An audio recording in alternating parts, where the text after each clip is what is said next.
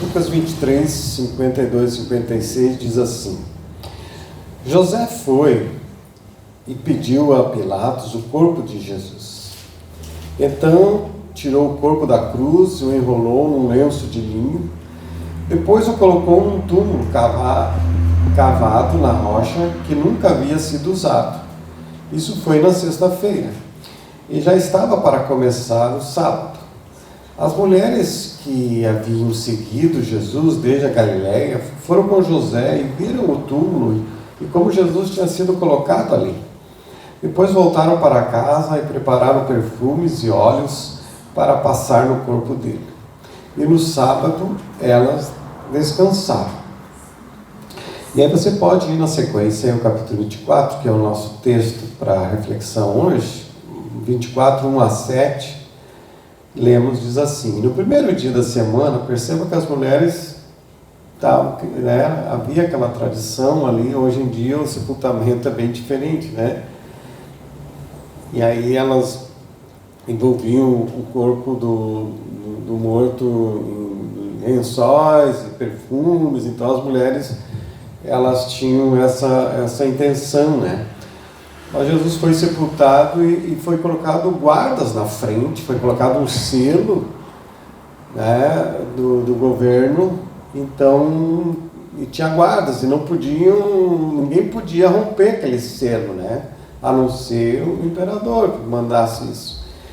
E tinha os guardas e tudo. Então elas não tinham acesso, né? Mas mesmo assim diz que no domingo, então, no primeiro dia da semana, de manhã bem cedo, as mulheres tomaram as especiarias aromáticas que haviam preparado e foram ao sepulcro. Encontraram removida a pedra do sepulcro.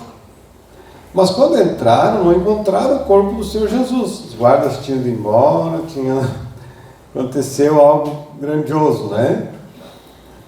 Verso 4. Ficaram perplexas sem saber o que fazer. De repente, 2 homens com roupas que brilhavam como a luz do sol colocaram-se ao lado delas. Amedrontadas, as mulheres baixaram o rosto para o chão, e os homens lhes disseram: por que vocês estão procurando entre os mortos aquele que vive? Ele não está aqui, ressuscitou. Lembrem-se do que ele lhes disse quando ainda estava com vocês na Galiléia. É necessário que o Filho do Homem seja entregue nas mãos de homens pecadores, seja crucificado e ressuscite no terceiro dia. Então o texto traz aqui para nós que as mulheres foram ao sepulcro, né? Tristes, né? Mas encontraram o túmulo aberto e vazio, né? E o texto diz que elas ficaram perplexas, sem saber o que fazer. E agora? Não está aqui, né? O que aconteceu, né? E o texto diz que de repente 2 homens, então, com roupas que brilhavam como a luz do sol, colocaram-se ao lado delas, né? Marcos acho que vai falar que seria um anjo, né? Amedrontadas, as mulheres baixaram o rosto para o chão e os homens lhe disseram: por que vocês estão procurando entre os mortos aquele que vive? Ou seja, elas estavam no lugar errado. Elas foram no lugar errado. Porque Jesus tinha dito que ele ia ressuscitar, não é? E elas foram lá achando que ele estava enterrado. Elas esqueceram do que Jesus tinha dito. Quando os anjos ali, os homens ali, na nossa versão aqui, falam o que Jesus tinha dito, delas é mesmo. Aí elas vão ser tomadas de alegria, né? Porque até então o luto estava sobre a vida delas, porque elas não estavam lembrando da palavra de Deus, das promessas do Senhor. Mais tarde, no capítulo 24 aqui, vai acontecer, vai estar registrado aqui daqueles 2 discípulos que estavam indo a Emaús, né? E no caminho, Jesus se coloca ao lado deles, eles não reconhecem Jesus. E eu vejo assim que às vezes a tristeza impede a gente de ver as coisas. E Jesus pergunta para eles: o que houve? E eles olham para eles: tu é o único que não sabe o que aconteceu, me conta. Me conta aí o que aconteceu. Aí Jesus é muito senso de humor, né? E Jesus vai com ele e eles contam as coisas, né? Daí vai na casa deles lá e sentam, e Jesus então, vão fazer a refeição. Na hora que Jesus reparte o pão e dá para eles, os olhos deles se abriram. Daí eles entenderam. Eles tinham conhecimento, mas estavam com a mente obscura. E aí Jesus some, vai embora. Como às vezes a gente esquece das promessas de Deus, né? Como a gente, às vezes no momento da tristeza, no momento do luto, no momento de um problema, às vezes a gente esquece do que Deus falou para a gente. Nós somos, nesse sentido, muito instáveis, esquecemos de Deus. Aí vem o Espírito Santo e nos traz a memória. Elas estavam no lugar errado. Por que vocês estão procurando entre os mortos aquele que vive? Essa é a mensagem de Páscoa, né? Ele não está aqui, ressuscitou. Essa é, gente, a maior mensagem que existe. Isso mudou a história da humanidade. Não somente isso mudou a história da humanidade, mas é o que vai trazer para nós a esperança da ressurreição, né? O comentarista Barclay, ele escreveu que há muitos que ainda procuram Jesus entre os mortos. Aos que veem Jesus como o maior homem e o herói mais nobre que jamais viveu, como alguém que viveu a vida mais bela que se viveu sobre a terra e depois morreu. Alguns ainda olham para Jesus assim. Isso não basta. Jesus não está morto, ele vive. Ele não é um herói do passado, é uma presença viva hoje. Mas infelizmente há muitas pessoas que ainda procuram Jesus entre os mortos. Nesses textos que eu li antes, eu vejo assim um resumo no versículo 7, que eu repito o verso que diz assim: é necessário, quando os anjos vão dizer, né? É necessário que o Filho do Homem seja entregue nas mãos de homens pecadores, seja crucificado e ressuscite ao terceiro dia. Tem 3 verdades aqui, nessas palavras, né? A primeira verdade aqui é que o pecado nos condena ao inferno. O pecado nos condena à morte, mas o nosso pecado que levou Jesus à cruz. Essa é uma verdade. O nosso pecado levou Jesus à cruz. Jesus foi entregue aos pecadores no lugar dos mesmos pecadores. Jesus estava sendo crucificado por quem ele veio salvar. Então, o pecado que nos condena é que levou Jesus à cruz. A segunda verdade é que o perdão de Deus nos salva da condenação do pecado. Estávamos condenados, mas há o perdão de Deus que nós recebemos, né, pelo sangue de Cristo derramado na cruz. Temos o perdão dos nossos pecados. E a terceira verdade é que a ressurreição de Cristo, ela nos traz vida eterna. Essa é a essência do Evangelho, é a essência da nossa fé e é a base de tudo, né? Para nós. A ressurreição de Cristo nos traz vida eterna. O sepulcro não reteve Jesus, né? E porque Jesus ressuscitou, aí está a nossa esperança de que nós vamos ressuscitar e ter vida eterna. É só porque Jesus ressuscitou, porque você não teria esperança depois da morte. Aí está a garantia de vida após a morte, porque Jesus ressuscitou. A tumba não é o nosso último destino, né? Aquele túmulo gelado lá não é o meu último destino, não é ali que eu vou ficar, vou estar para sempre com o meu Senhor ressuscitado. E tudo isso aconteceu por causa do amor do Pai por nós. Gente, Deus não tinha obrigação nenhuma de nos salvar. Deus podia ter, quando Adão e Eva pecaram, Deus disse, ok, vamos acabar com isso aqui.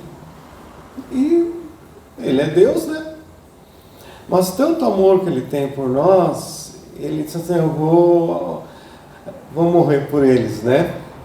Porque eu quero eles na eternidade comigo. Quer dizer, é uma iniciativa de Deus, tudo Deus fez por nós.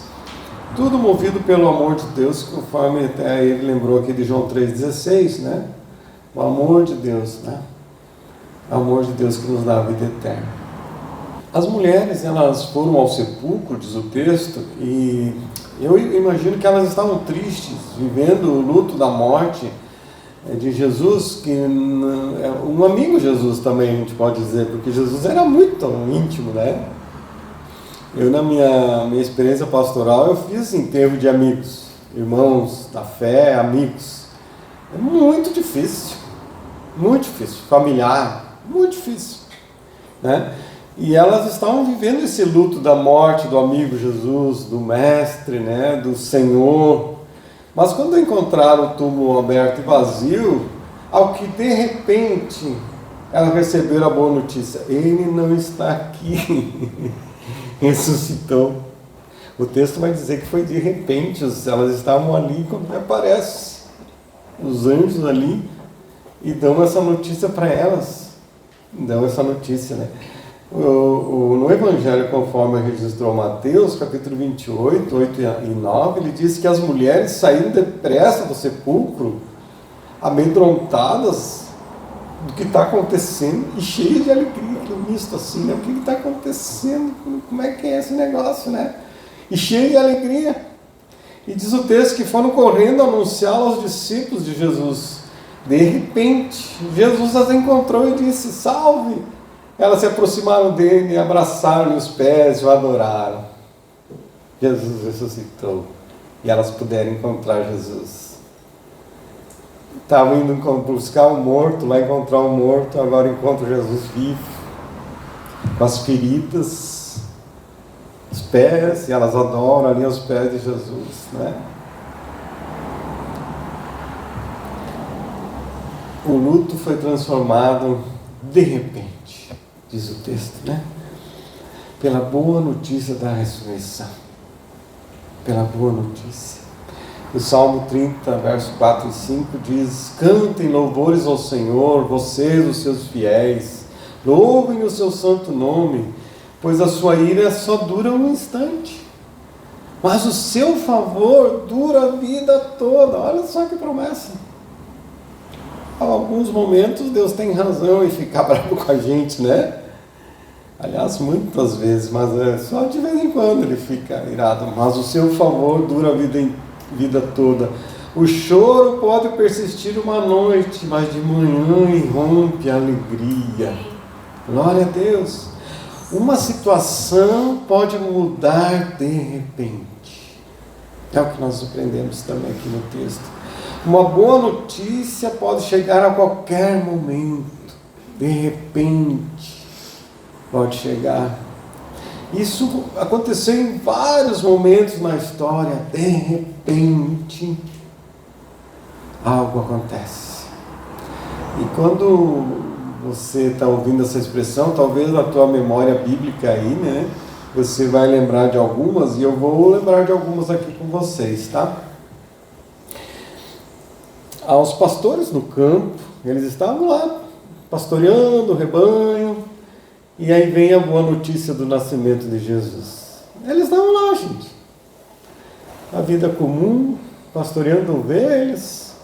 Lucas registrou lá no capítulo 2, dizendo assim, que havia pastores que estavam nos campos próximos e durante a noite tomavam conta dos seus rebanhos. De repente, uma grande multidão do exército celestial apareceu com um anjo, louvando a Deus e dizendo: glória a Deus nas alturas e paz na terra aos homens, aos que Ele concede o seu favor. Eles lá, cuidando do rebanho, e vem um coral de anjos, aquela multidão, de repente. Tudo pode mudar de repente. O agir de Deus pode acontecer de repente nas nossas vidas. Uma situação ruim pode ser mudada de repente. É o que aconteceu com os discípulos, um texto que eu já preguei aqui, né? Mateus 8, diz que ele narra que Jesus entrando no barco, seus discípulos o seguiram. De repente, uma violenta tempestade abateu-se sobre o mar, de forma que as ondas inundavam o barco. Jesus, porém, dormia. Ele perguntou: por que vocês estão com tanto medo, homens de pequena fé? Então ele se levantou e repreendeu os ventos e o mar, e fez-se completa bonança. Eu imagino que os discípulos aqui, principalmente aqueles que eram do ramo da pescaria, né, de barcos, pescadores experientes, com certeza antes de entrar no barco eles olharam assim, como é que está o tempo, né? Olharam assim, está tudo certo, céu estrelado, brisa tranquila, então vamos, Jesus chama eles, vamos atravessar aí. E estava tudo tão tranquilo que Jesus estava dormindo, cansado, dormindo, e eles lá, atravessando, né? Maravilhoso, que noite maravilhosa para dar um passeio de barco. O texto diz que de repente veio a tempestade. Eles não, se eles tivessem visto algum sinal de tempestade, não, Jesus, não vamos, esse negócio aí vai. A gente sabe que lá no meio do mar ali, quando dá tempestade, a gente não tem controle. Mas veio de repente, gente, eles estavam fazendo a vontade de Deus. Jesus disse para eles, vamos. E eles lá, obedecendo a Deus, e veio a tempestade. Às vezes a gente pensa que os problemas só vêm quando a gente está fazendo uma coisa errada, né? O que Jesus passou fazendo a vontade de Deus contradiz tudo o que nós pensamos, né? Então a tempestade sobreveio de repente, mas também a bonança veio de repente, né? Quando Jesus levanta e repreende o mar, eu entendo que o mar não parou aos poucos. Ficamos assim, Jesus repreendeu e a onda foi diminuindo, diminuindo, diminuindo, até que parou. Não! Jesus repreendeu e... Tenta imaginar. Por isso que os discípulos ficaram malucos, ficaram com a cabeça assim, como assim? Uma coisa maluca dessa de vento e onda alta, de repente, para tudo. Né? Parou tudo. Instantaneamente, elas ficaram assombrados, né? Porque quem que fez isso? Quem criou a natureza. Então Jesus pode fazer, tá quieto, fica quieto aí. E pronto. É que nem eu digo para Fiona, né? Fiona, vai deitar, fica quieto. E ela vai lá.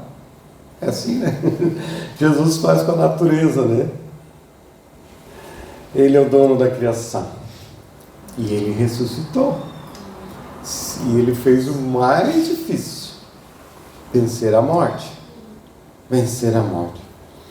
Atos dos Apóstolos registra que Paulo e Silas, eles foram presos e açoitados por pregar o Evangelho, né, de Jesus. E lá em Atos 16 diz que eles estavam presos, feridos, machucados, olho roxo, provavelmente, né? Boca sangrando, cheio de açoite, e aí eles dois lá louvando a Deus, diz o texto, por volta da meia-noite. Aí meia-noite eu já estou dormindo, né? Por volta da meia-noite, Paulo e Silas estavam orando e cantando hinos a Deus, todo machucado.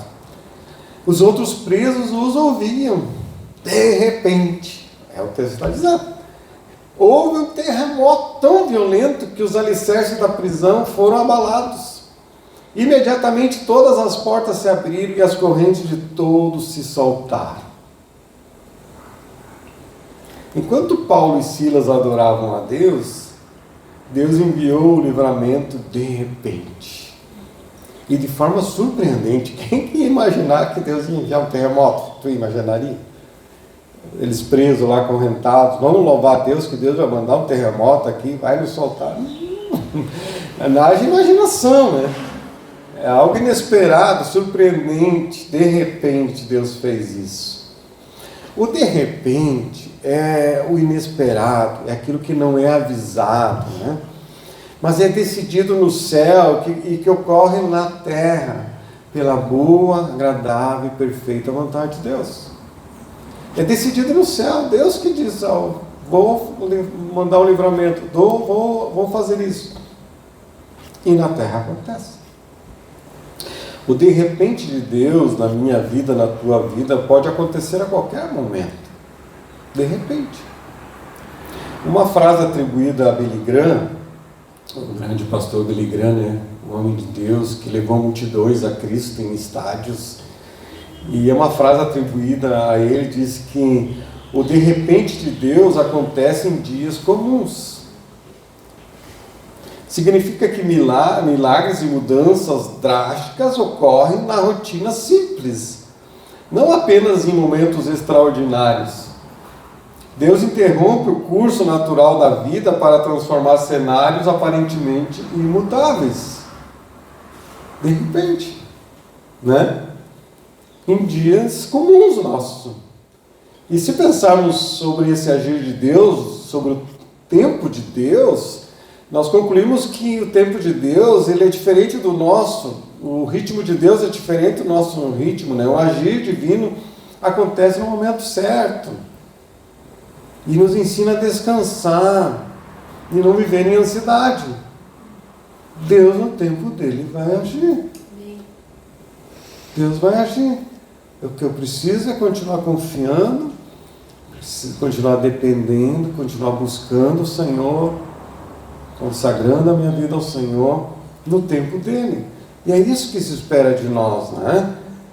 É continuar vivendo com fé e esperança, mesmo nos dias simples, monótonos da nossa vida.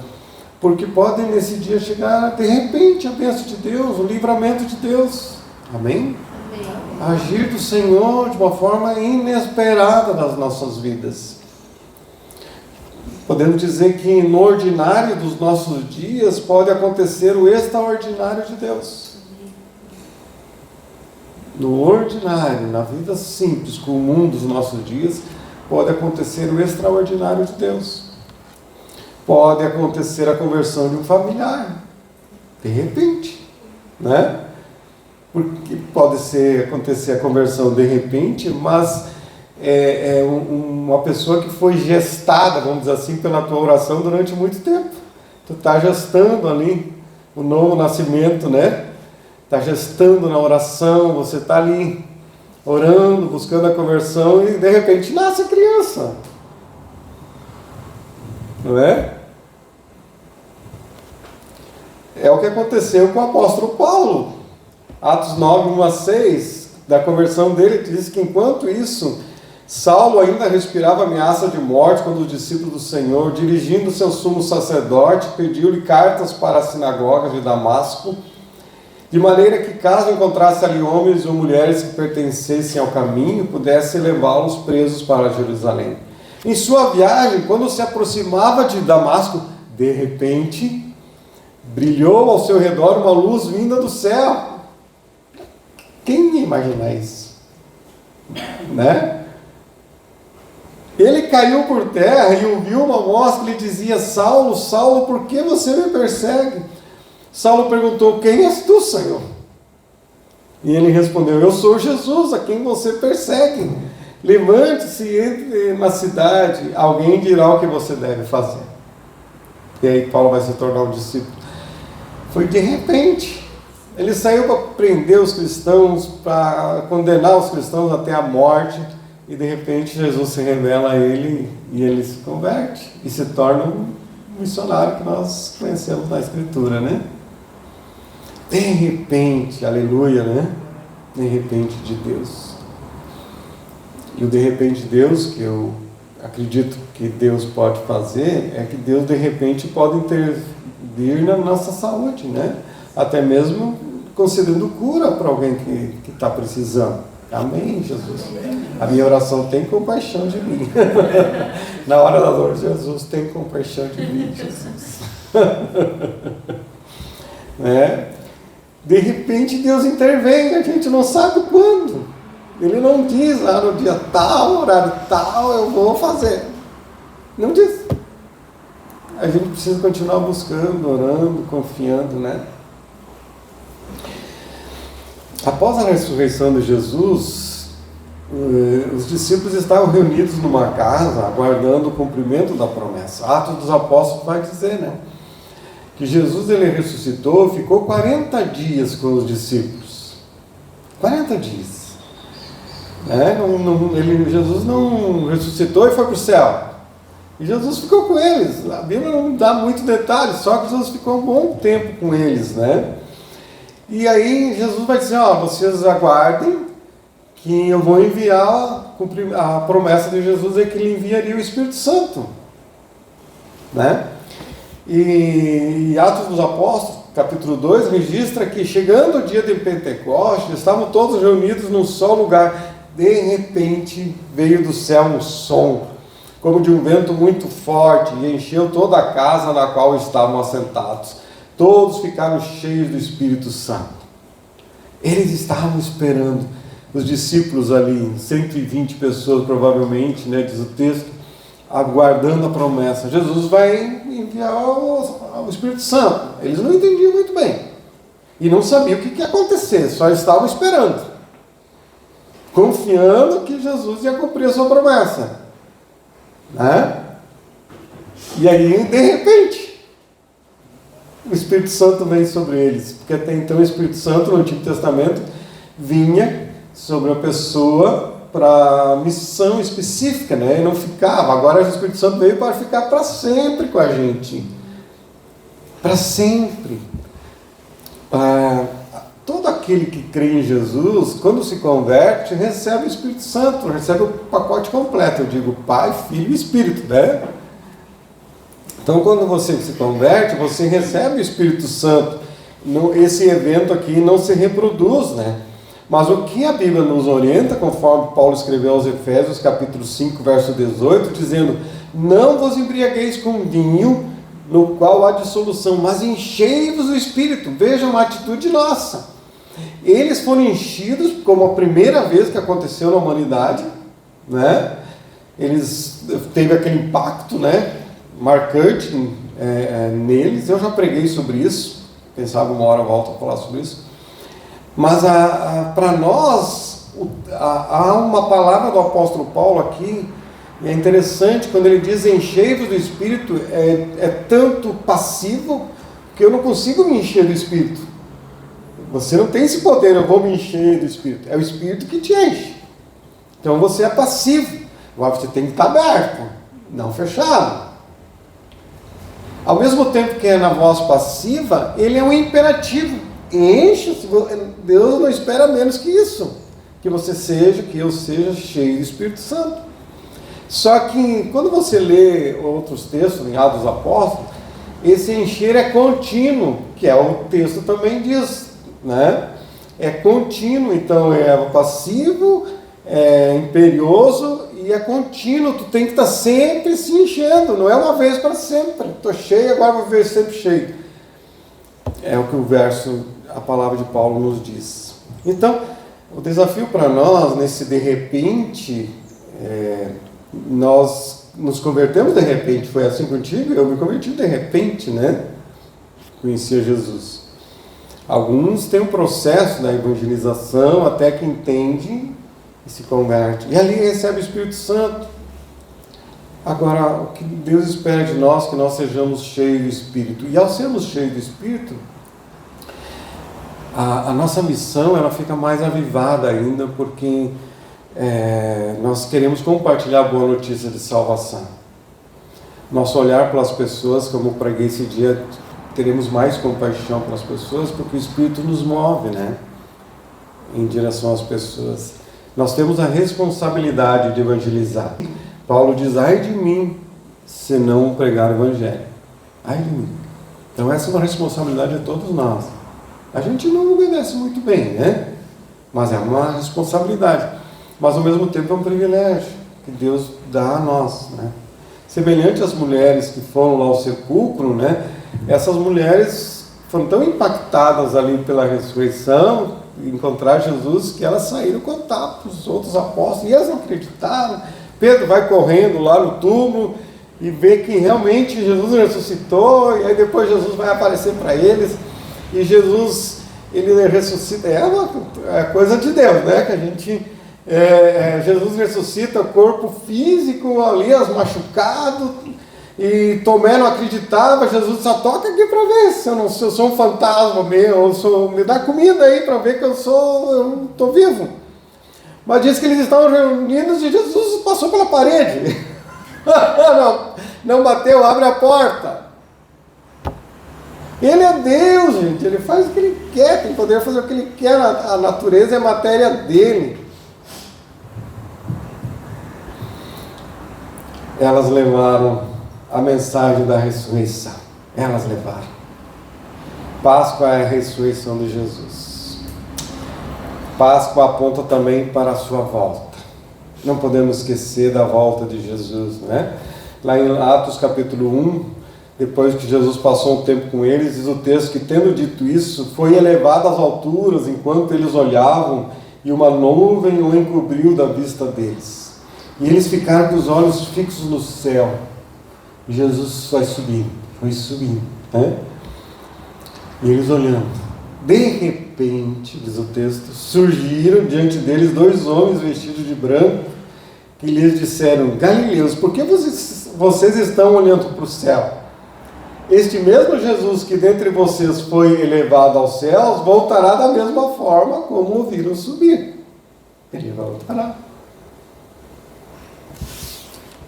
Todas as promessas, eu vejo assim, todas as promessas que a gente vê no Antigo Testamento, as promessas de Jesus, se cumpriram de um modo quase completo, né? A promessa que resta aqui, que foi dita por Jesus, que um dia ele vai voltar, essa é a promessa que a gente tem que lembrar, é a promessa dele. Tem tantas promessas que se cumprem todos os dias da nossa vida. Eis que estou convosco todos os dias, é uma promessa. Aí é questão de você crer que ele está contigo todos os dias, e você viver esse relacionamento com ele que está contigo. Mas agora tem a promessa que ele vai voltar, né?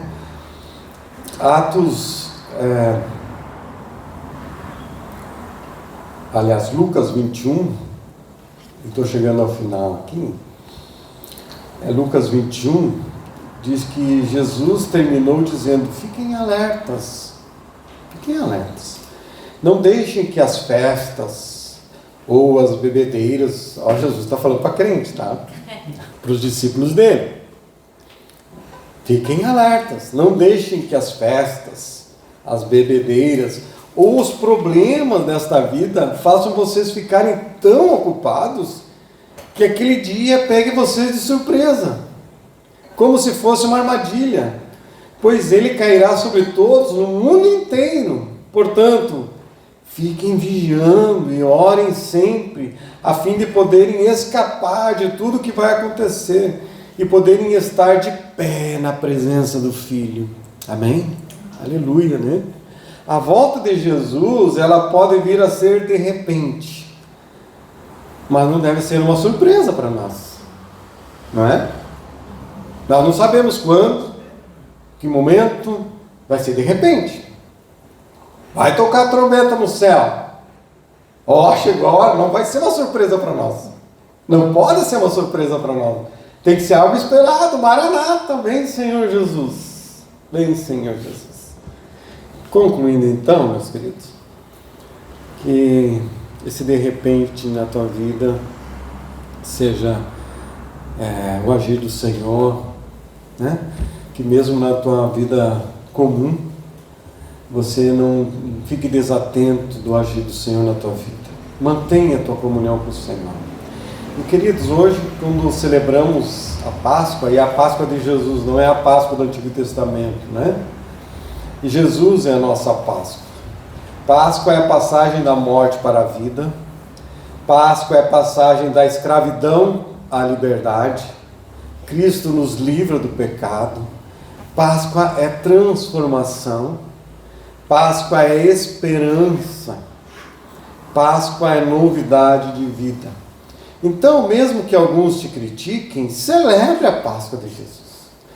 Celebre, louve a Deus, exalte o Senhor, agradeça a Deus por Jesus ter vindo do mundo, morrer e ressuscitar, e Ele está vivo. Celebre, consagra a tua vida a esse Cristo vivo que ressuscitou. Aleluia. Vamos adorar, cantar novamente.